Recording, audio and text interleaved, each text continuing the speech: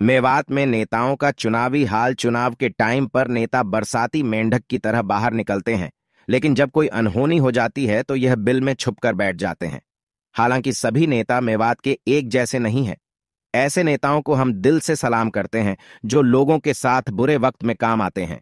आज हम बात करेंगे मेवात के विधानसभा चुनावी नेताओं के बारे में। अक्सर आपने देखा होगा कि इस टाइम वह भी विधायक बनने की सोच रहा है जो अपना नाम भी लिखना नहीं जानता। दोस्तों, सबसे पहले रत्ती पहाड़ को फॉलो कर लीजिए। मेवात में 4-5 विधानसभा सीट ऐसी है जिन पर मुस्लिम विधायक राज करते हैं, लेकिन उनके टांग खींचने के लिए और उनका बहुमत बिगड़ने के लिए छोटे छोटे लोग चुनावी मैदान में उतरते हैं, जिसके कारण ना तो कुत्ता घर का रहता है, न घाट का सिर्फ उनका काम होता है वोट बिगड़ना। वे दूसरों की वोटों की भी खराब कर देते हैं और किसी दूसरी पार्टी के विधायक जीत हासिल कर ले जाता है।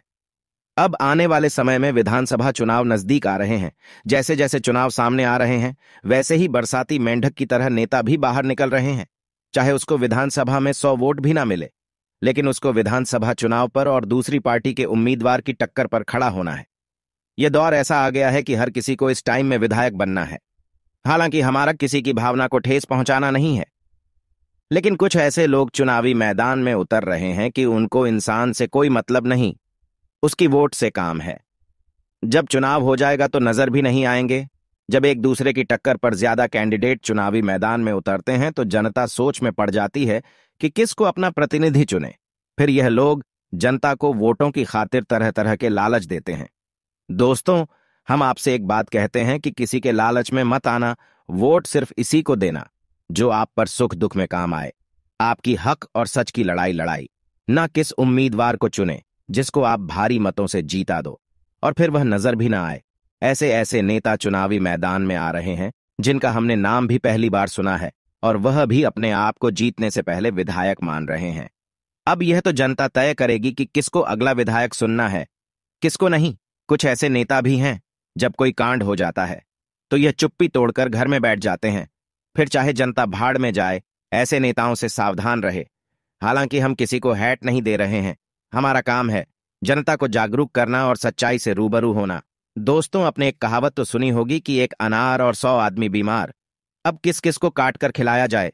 अगर उसे अनार को दाने कर करके बांटोगे तो फिर बाजी और कोई मार ले जाएगा।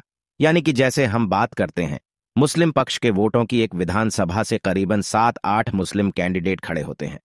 अब जनता सोच में पड़ जाती है कि किसको अपना रहनुमा बनाए जो हमारी हक और सच की लड़ाई लड़ सके।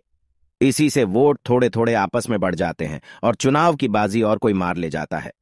फिर ये खड़े रह जाते हैं।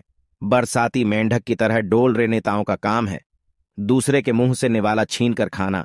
जिसकी लोगों को उम्मीद होती है कि यह नेता हमारी पुरजोर तरीके से आवाज उठाता है, इसको हमने अपना रहनुमा माना है, उसके पास भी बेचारे के कुछ नहीं बचता। बरसाती मेंढक की तरह घूम रहे नेता लोगों को तरह तरह का लालच देते हैं और उनको अपने पक्ष में कर लेते हैं। चुनाव होने के बाद फिर चाहे जनता ऐसी तैसी कराए, उनको उनसे कुछ मतलब नहीं। इसीलिए सभी उम्मीदवारों से, खासकर मेवात के नौजवानों से अपील है कि अपना रहनुमा ऐसे आदमी को चुनो जो हक और सच की लड़ाई लड़ सके।